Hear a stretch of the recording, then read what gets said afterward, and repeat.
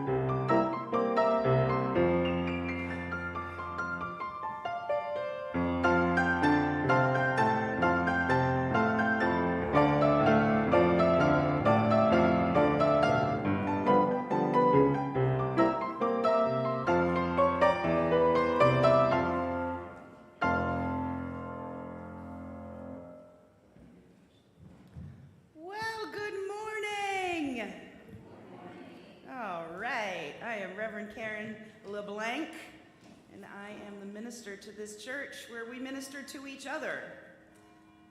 Oh, there's our bells. Thank you, Rick. We are a beloved community of people who believe that everyone is worthy of respect, that science is real, that the democratic process is a sacred thing, that we are all part of an interconnected web, and that the light and energy we share and put out makes a difference in this world. We are people of purpose here. And if what you hear today resonates with you, we hope you will consider becoming part of this way cool family of seekers and keepers of this very, very long dream. If you are new, where did it go, and you would like some more information about our church, you can sign this card that is in your pew. That will put you on our mailing list for our newsletter, which comes once a week, and a longer one once a month. You can join us for coffee hour after the service, but we are having a congregational meeting directly following this service to pass our budget and vote on one piece of new business. So if you are not an official member, which means you have signed the book, you are welcome to go right down for coffee. The rest of you members, wait. I know it's hard, but wait. They have promised me there still will be coffee after the meeting, okay? We are live streaming today, as you do most Sundays, so please be aware of that. And if you will put your electronic devices into worship mode, we will begin by lighting our chalice. Who wants to light I know who wants to light our chalice. Brody. I think the matches are all the way over there, bud. Okay.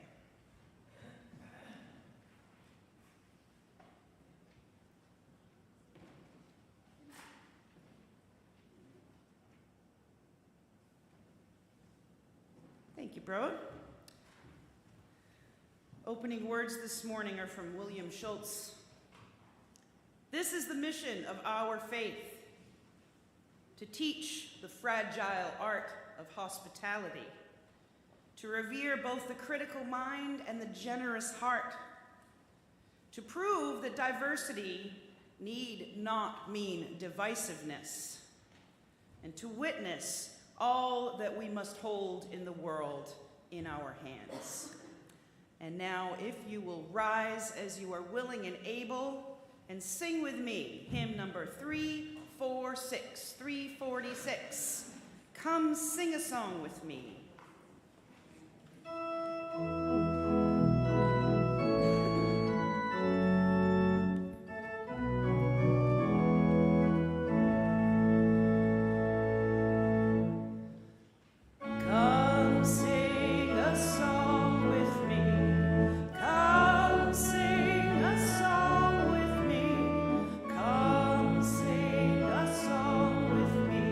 That I might know your mind.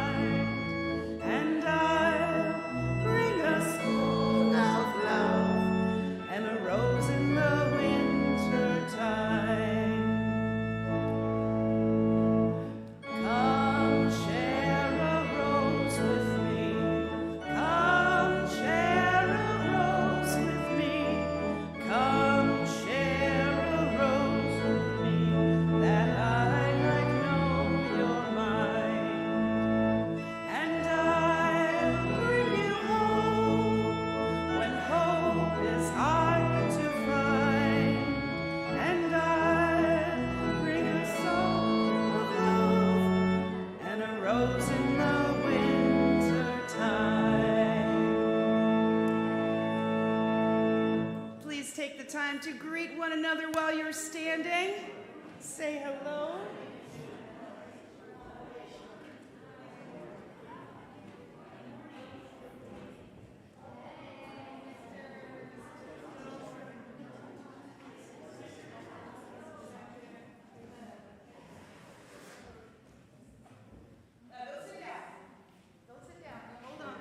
Don't sit down. We're going to read together our covenant, which is printed in your order of service. I'm sorry, I needed a tissue really badly. We come together as a religious community, upholding freedom of conscience, right relationship, and the inherent worth of all people. We value our diversity and pledge to care for one another in the spirit of compassion, to speak and listen to each other with respect, and to promote justice and kindness in the world. Go ahead and sit down now. We have Miss Yasmin Flay Vincent going to read us a story.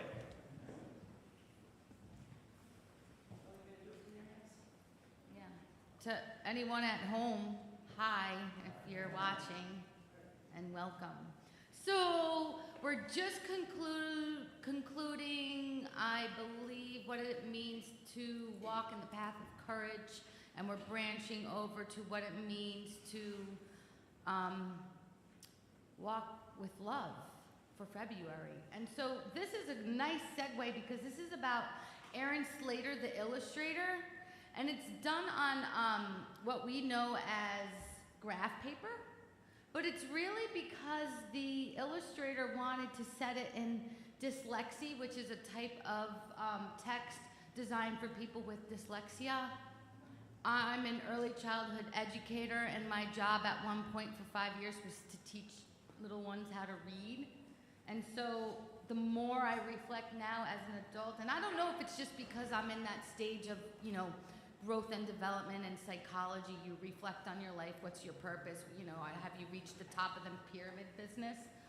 So this book is sort of making me realize, what is our public school system all about? It's about little children like this and having the opportunity to follow their dreams.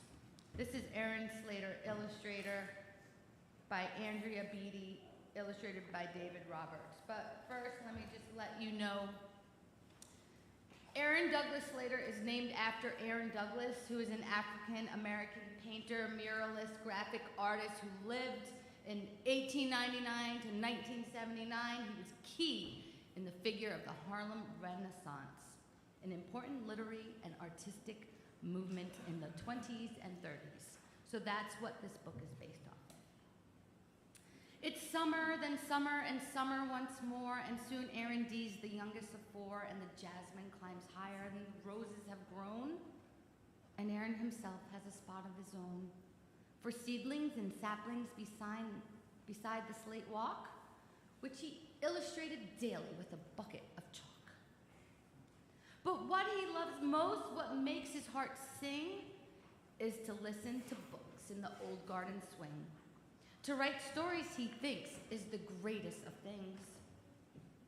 But first he must read. It's the best place to start, and young Aaron wants to with all of his heart. But the words are just squiggles, and though he tries as hard as he might, he just can't seem to get it right. Why can't I do it? Why is it so hard? He just goes back to drawing on that slate in his yard. But it's school time at last, and his sunflower socks and poppy red jacket with matching lunch box.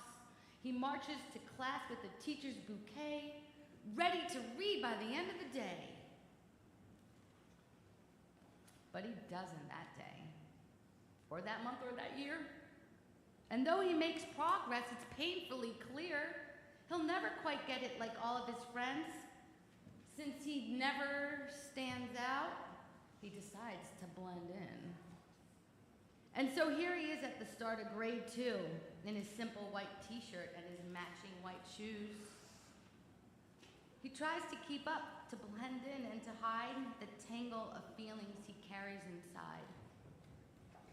At first it goes well, since his teachers knew and a little bit overwhelmed by all the hullabaloo. But things settle down and Miss Greer finds her stride, and once gets rolling, there's really no place left to hide. Class, here's an assignment for you. Write me a story. Tell me something that's true. And so Aaron does what young Aaron must do. He works on his story like the rest of grade 2. He writes through the evening, the night. He writes till the dawn's early light, and he drags up to school with his shoes filled with lead, and his stomach in knots and a pain in his head. And he waits for his turn with his heart filled with dread. Miss Greer calls his name, and Aaron D. stands and unfolds his sheet in trembling hands, and he reads. Well, he tries. But it's hard to start, with 33 eyes peering into his heart. So he stares at his shoe and his sunflower socks, then he closes his eyes, and then he starts to talk. I know. Once there was a magical flower, which gave all who held it extraordinary power. And so begins the most perfect of tales of an imperfect hero whose courage fails, when the day turns to dusk and the dusk into night, and the moon rises high and the dragons take flight. And who learns, after all, in the wee morning hours? Strength comes from the heart, not magical flowers. That beauty and kindness and loving and art lend courage to all with a welcoming heart. And there are his illustrations. And when the quest ends and the sweet flower dies, the students all gasp, and Miss Lila Greer cries. The silence that follows rattles his heart. He tries to say something, but where could he start? He turns in the paper, there's no words at all. He blinks back a tear and escapes to the hall, where Miss Lila finds him by the slate-colored wall. Time stops for them both, the teacher and boy. His heart fills with anguish, and hers fills with joy at the soul of this artist, courageous and true. She smiles and whispers, "Aaron, thank you." When she leaves, Aaron stands there a very long while, then slowly, so slowly, he begins to smile. And he feels like he does with those books in the swing, as a new hope inside him starts to make his heart sing. He knows he can do the greatest of things in a way that's his own, in a way that's just his. And he can stand out and show the whole world who he is. Like the mightiest flames that banish the dark, hope grows in the soul, the tiniest spark. His art makes the difference, his art leads the way, and helps him discover what he wants to say. After his reading gets better, of course it's really kind of rough, but each day that they work is a little less tough. Like all imperfect heroes at the start of a quest, he must do what he can and hope for the best. So now in the hallway, a new garden grows with jasmine and poppies and a rambling rose and books and art and music. A dragon or two who soar through a sky of delphinium blue. The art tells a story, melodious, mild. Furious, fragrant, wonderful, wild, it's all from the heart and all of it's true. For Aaron, Miss Greer, and the kids of grade 2. It's a place full of beauty for one and for all, because the illustrator's garden at the end of the hall. And that is from Aaron Slater, the illustrator. For all those that What a great story. All right, kids, you ready to go to class with Miss Yasmin and Mari? Got a couple other new kids today. Good morning. Good morning. Good to see you. Brody, there's Charlotte.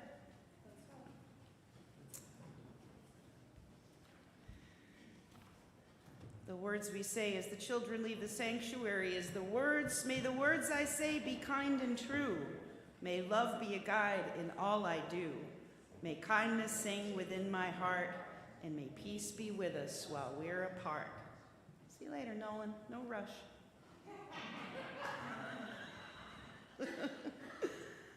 Okay.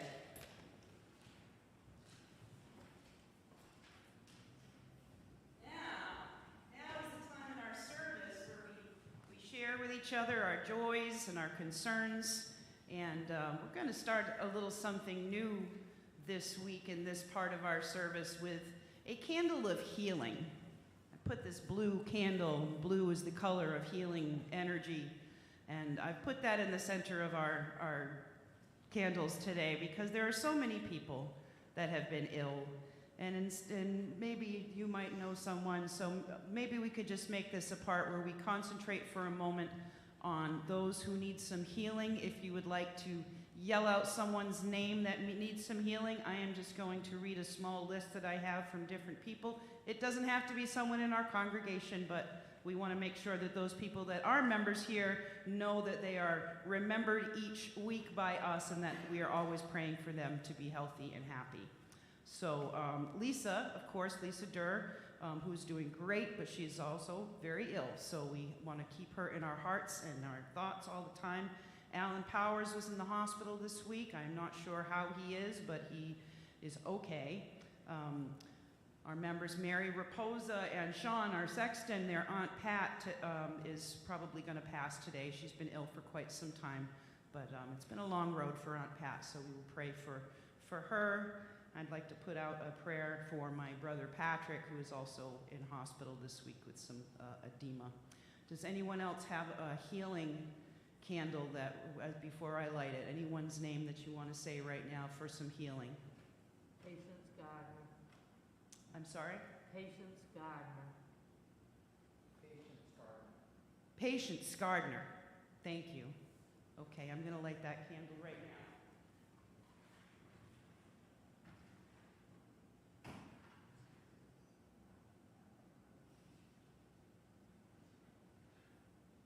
Now, if there's anything else that anyone would like to share, please come on up to the microphone, tell us your name, and tell us what is giving you joy or concern. Come on up, Deb, I'll light it for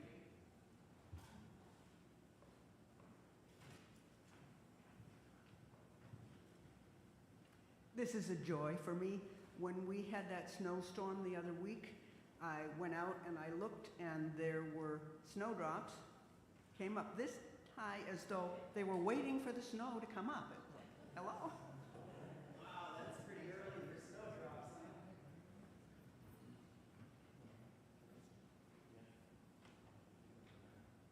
Come on up, I'll light your candle for you.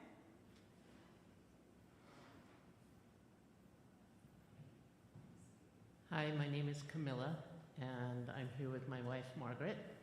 We're pretty new here, but there's great joy we feel in settling deeper into this community.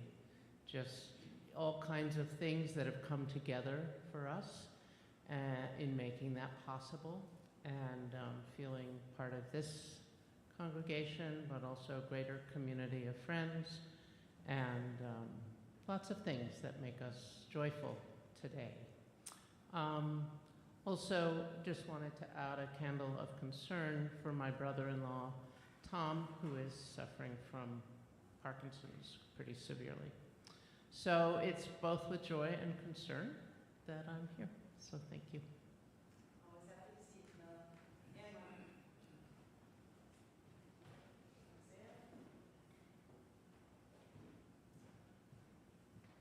Hi, I'm not really sure if it's a joy or a concern, but I just had this really weird dream the other day, and I feel kind of like King Nebuchadnezzar when he has that dream. If anybody remembers that story from Sunday school. So I was at my parents' house the other day, and I fell asleep. I took a nap, and I had this really strange dream, and I was back in college, and I knew I had to go meet this group of people. And when I went to go where they lived like up in the attic of like this building, and there was a rickety, like wooden ladder. Like, if anybody remembers the scene from Indiana Jones, like where the bridge like falls, and they have to like climb back up the bridge. Like that's what it was like. And so I was like, I can't climb up this ladder. I was telling the people there, I was like, I can't do that. And they were like, you can do it, you can do it. And so eventually I somehow managed to like pull myself up this like rickety destroyed ladder.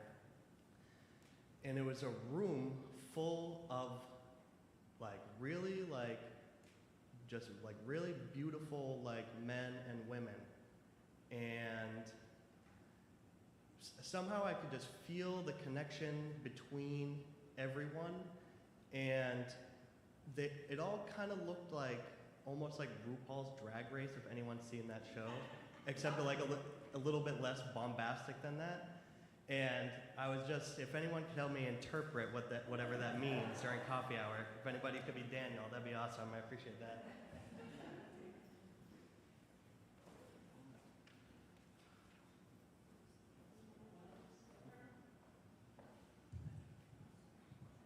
Do one quick joy, which was this week Sophia started college, and this was something that she had wanted to do. You know, she struggled through New Bedford High, got her GED at the same time her class graduated, and then all of a sudden she got diagnosed with cancer.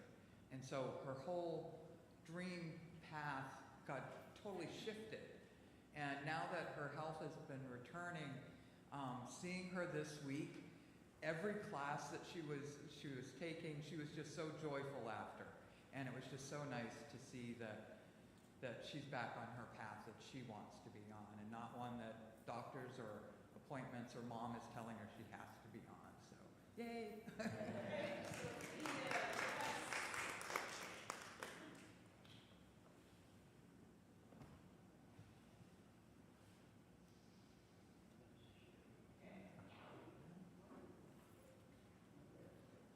I just decided to light every candle we had left. Oh, Steve, you got something to say? Come on up. All right. Good, because I don't have any left to light.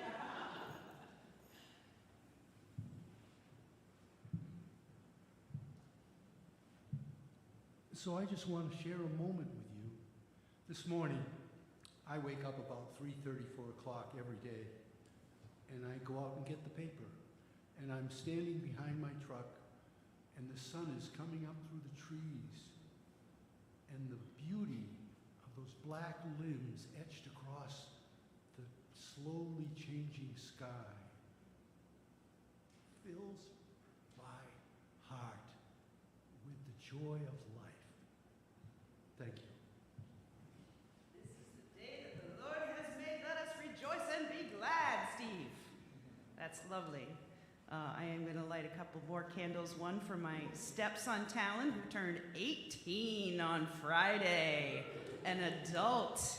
And big congratulations to his father, my husband, who single-handedly raised him as a single father, which you don't hear very often. He has done a tremendous job with that really awesome, cool kid.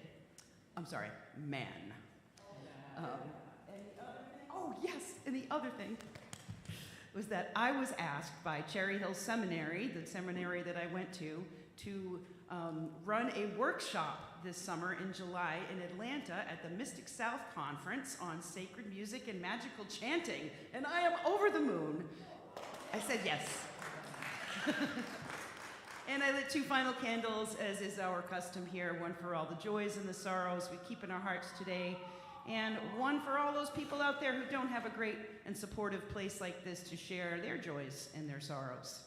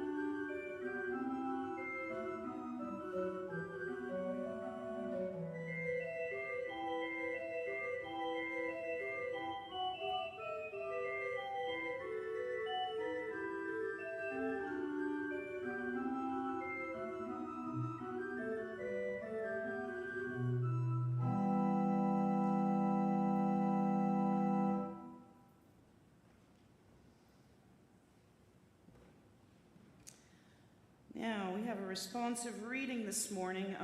There's only one line to respond, so the number is 577 if you'd like to follow along.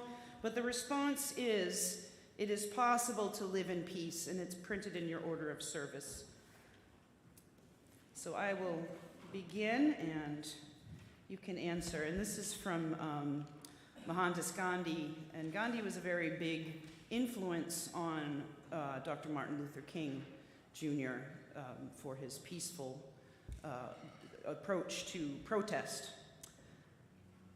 If someone with courage and vision can rise to lead in nonviolent action, the winter of despair can, in the twinkling of an eye, be turned into the summer of hope. Nonviolence is not a garment to put on and off at will. Its seat is in the heart, and it must be an inseparable part of our being. Nonviolence, which is a quality of the heart, cannot come by an appeal to the brain. It is a plant of slow growth, growing imperceptibly but surely. If a single person achieves the highest kind of love, it will be sufficient to neutralize the hate of millions. If we are to reach real peace in this world, and if we are to carry on a real war against war, we shall have to begin with the children. The future depends on what we do in the present.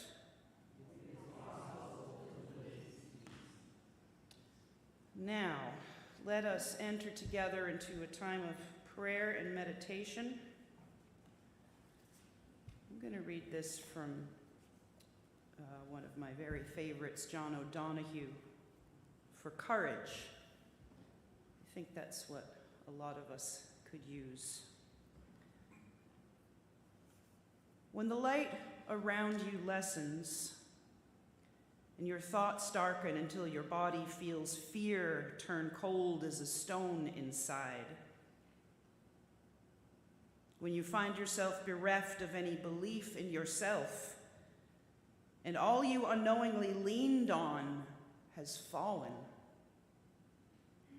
when one voice commands your whole heart and it is raven dark, steady yourself and see that it is your thinking that can darken the world.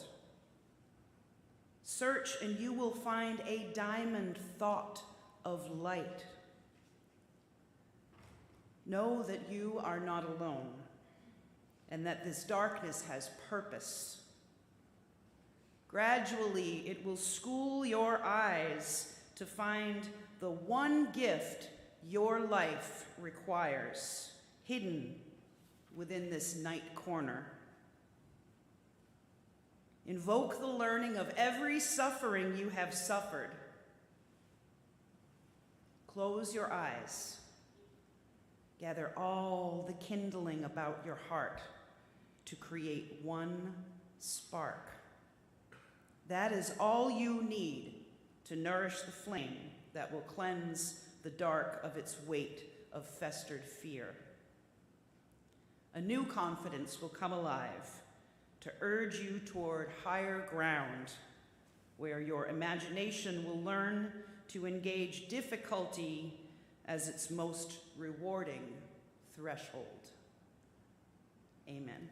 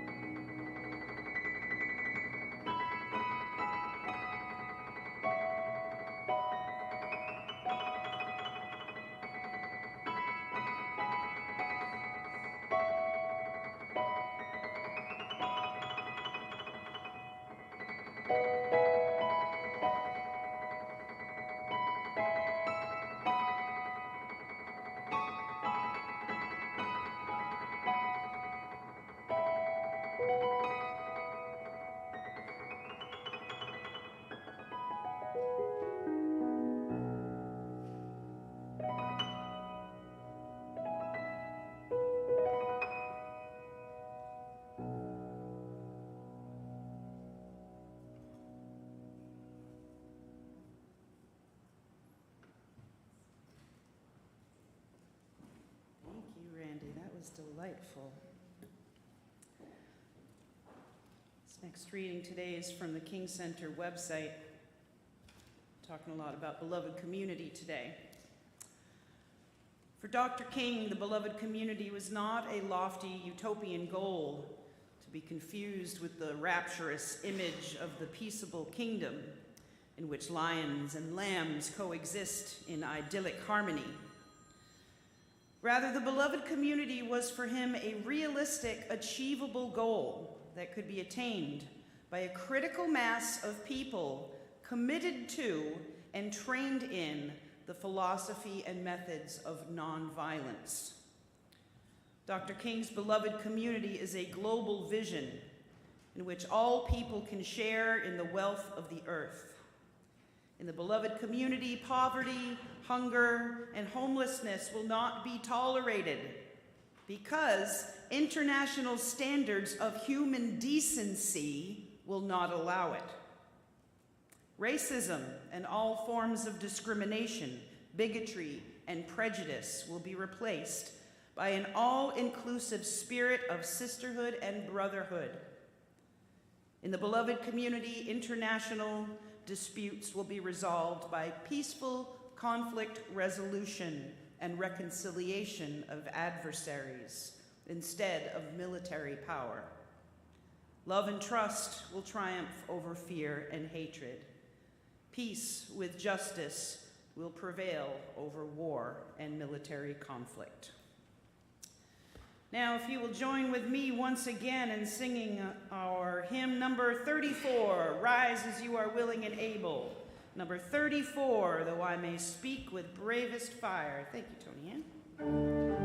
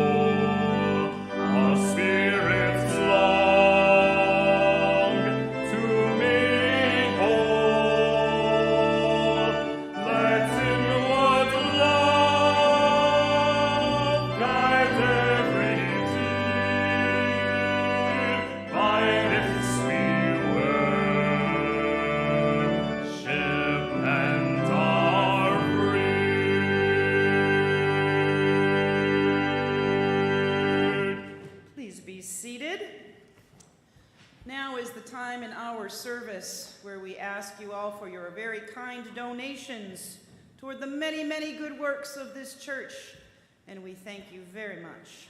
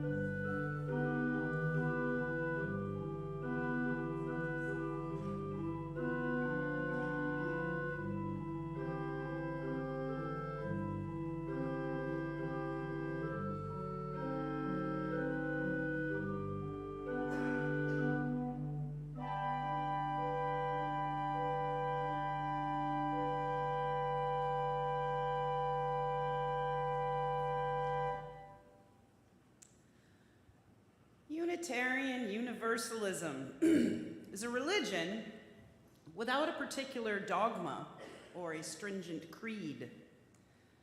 No one tells you what to believe, who to believe in, or how to believe it.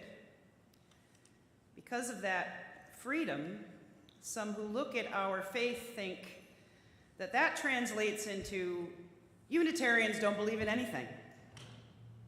That is not true. You are, of course, free to not believe in anything. You are free to be an atheist or agnostic. That does not mean that you are not a spiritual seeker or that you are without faith or belief, right? We gather here and we covenant together around a set of principles that we have agreed to, which guide the practice of our religion. At present, we have 7 principles, and these principles affirm and promote the following things: the inherent worth and dignity of all people, justice, equity, and compassion in human relations, acceptance of one another, and encouragement to spiritual growth, a free and responsible search for truth and meaning, the right of conscience and the use of the democratic process, the goal of world community with peace, liberty, and justice for all, and respect for the interdependent web of all existence of which we are a part. These are the ideas we agree on. It's amazing that there are 7 things that Unitarians actually agree on, but those are pretty good ones, I'd say. But it is notable that nowhere do we refer to how to worship any god. Our principles are about how we walk in the world and how we treat each other. And every now and again, because ours is a living tradition, we might change the wording of a particular principle or add a new one. Now, there will be more work this year at General Assembly to add an 8th principle to our guiding values after many years of discussion, which is good. That's how we do things. We process and then process and process and process. The 8th principle originated from Paula Cole Jones, who is a director of racial and social justice in the Joseph Priestley district at the time. She developed the idea of the existence of 2 different paradigms in UU circles, the UU 7 principles and beloved community, which is deep multiculturalism. After working with congregations on these issues for 15 years, she realized that a person can believe that they are being a good UU and following the 7 principles without thinking about or dealing with racism and other oppressions at the systemic level. The 8th principle came from a feeling that we need something to renew our commitment to this work, to hold ourselves accountable, and to fulfill the potential of our other principles. The 8th principle reads that we, the members of the Unitarian Universalist Association, affirm and promote journeying towards spiritual wholeness by working to build a diverse, multicultural, beloved community by our actions that accountably dismantle racism and other oppressions in ourselves and in our institutions. That is in your order of service if you'd like to review that a few times, see how it makes you feel. But let's unpack it a little bit together. A lot of this comes from the 8th Principle Project resources. So first of all, why are we targeting racism right now?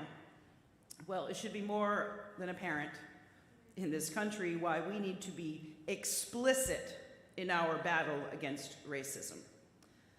This conversation at General Assembly about the 8th principle began before white supremacists were emboldened to march in the streets of Charlottesville screaming, "Jews will not replace us," and before the country got to see the ruthless violence against black men by police as we watched George Floyd die in front of our eyes, and before the hysteria about teaching the truth of our American history.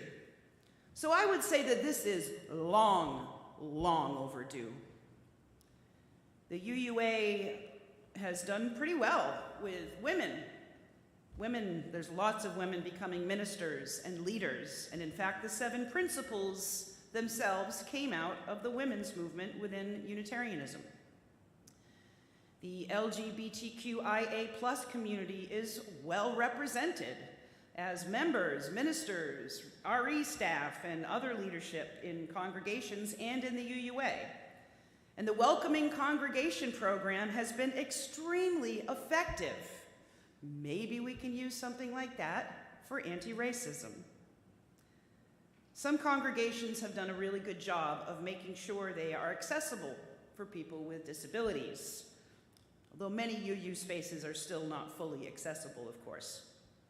But we have taken too long to address racism explicitly and to be actively anti-racist. The absence of any mention of racism and other oppressions is a glaring omission in our principles. Now, the UUA has been diving deep into this for many years, as I said, with special commissions and discussion forums since 2017. And the 8th principle is part of what has come out of this work. Now, we here have only just started to really focus on how to make this 8th principle a reality in our congregation. And engaging on this issue has been pretty good so far, I think. We are an overwhelmingly white congregation in a very racially diverse area. Why is that? We're an older congregation in a downtown where you can't swing a cat without hitting an artist or a student or a young business owner. Don't swing cats. I'm sorry. I shouldn't. How do we appeal to those people? Right? These are really good questions to be asking ourselves. It's okay to be reflective and go, we could be doing that better. It's okay. And especially if you want to get to that beloved community place. So what is beloved community? What's that idea all about? So the definition that the 8th Principle Project gives on its website is this: beloved community happens when people of diverse racial, ethnic, educational, class, gender, abilities, sexual orientation, backgrounds, and identities come together in an interdependent relationship of love, mutual respect, and care that seeks to realize justice within the community and in the broader world. That is the most Unitarian way of saying something very simple that I have ever heard. That is really a great Unitarian. It's like, take all the buzzwords that you can, throw them into one big sentence. There it is. But the Reverend Dr. Martin Luther King popularized that term, beloved community, during his lifetime of activism, and he defined it a little more simply as a community in which everyone is cared for, absent of poverty, hunger, and hate. A lot easier to understand that, right? And he imbued this idea with some new meaning because it was fueled by his faith that such a community is and was actually possible. But he always acknowledged that realizing his vision would involve systems of law and education and healthcare and infrastructure and municipal reform. No one sector, much less one person, could create this in isolation. We have to work on this together. That is a lot of change for our country, where those in power resist even that much equality and care for their fellow humans, lest they have less than more than they will ever need. Seems an impossible task in this place and time that we live in. It's always seemed impossible, and it will remain impossible until we realize that nothing is impossible when we set our minds to it. We are brilliant, clever creatures. Don't tell me anything is impossible. And I have an unshakable faith about this, my friends. You want to know why? Because that diverse, multicultural community free of poverty, hunger, and hate is the future that is depicted in the Star Trek universe that I am obsessed with. She always brings it back. But that is fiction. It's supposed to be fiction, right? And it's a story that began over 50 years ago that we began telling it. And this franchise continues to grow, and the fan base gets larger and larger. Why is that? Why is that getting larger and our churches are getting smaller? I think that it has to do with seeing these lovable characters live in beloved community, where everyone is accepted, diversity is expected, everyone has a home and food, everyone's potential can be reached. There is nothing holding you back. Money isn't an object to achieving anything because there's no money anymore. How does that change the paradigm, right? Resources are shared and abundant. What do you have to do? Is there any crime anymore when things are shared and abundant? Probably not. What do you got to steal? There's nothing to steal. You can have whatever you need. The Star Trek universe is fiction, but it is meant to be a story of what could happen in our universe. After a few hundred more years of turmoil, of course. But the good news is that racism becomes obsolete very early in that timeline. The bad news is that we still have to get through the uprising of artificial intelligence and the wars with genetically engineered augments before we create the better world. The arc of justice is really long, right? But it does land. It does land in every timeline. And we've got to start somewhere. Let it be here, let it be now. How do we start? How do we start? Big work. By being accountable. What does that mean? Anyone knows about addiction treatment programs? That concept of being accountable is very familiar. It begins with admitting that you have a problem and coming up with a plan, slow going as it will be, to change. It means being honest with ourselves and with each other as we process. Dismantling racisms and other oppressions in ourselves and institutions is hard work that requires nothing less than radical honesty and empathy. It also means representing our ideals out in the world and calling out racism and hate when and where we see it. This will be a continuous process of learning and listening to people who have been marginalized and finding new and different ways to hold ourselves accountable to them and to each other and to ourselves. This year we have begun focusing very much on anti-racism work in our services and on our social justice committee. And the next logical step to take, the first real step we can take institutionally, is to adopt the 8th principle into our own congregation.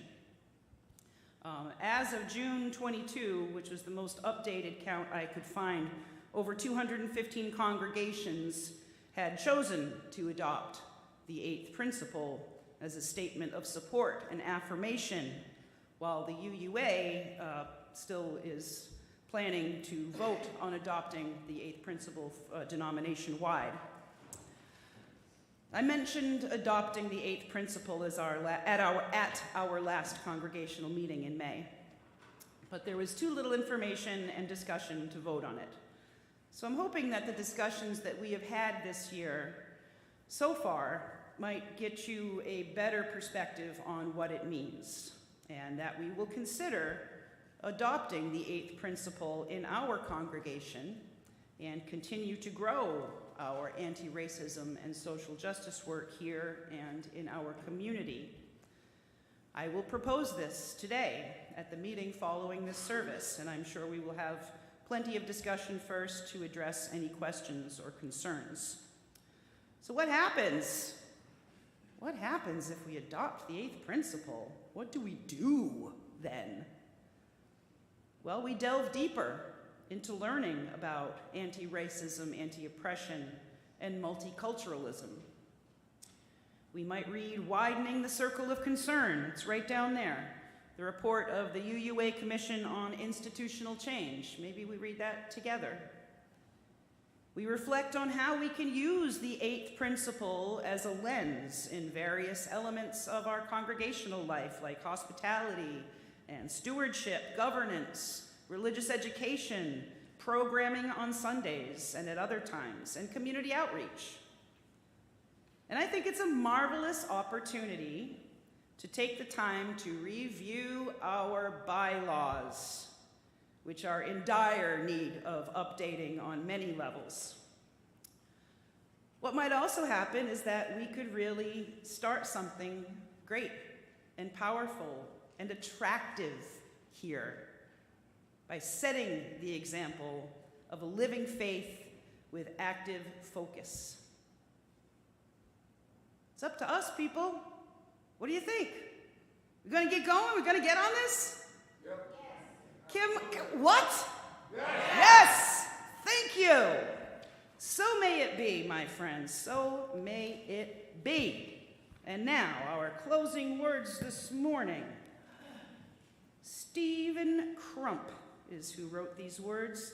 That is that which is worthy of doing, create with your hands. That which is worthy of repeating, speak with a clear voice. That which is worthy of remembering, hold in your hearts. And that which is worthy of living, go and live it now. Hold fast, my friends. We love you. Stay strong. Live long and prosper. Please stay for the meeting if you are a member. Everybody else, you are free to roam and get coffee.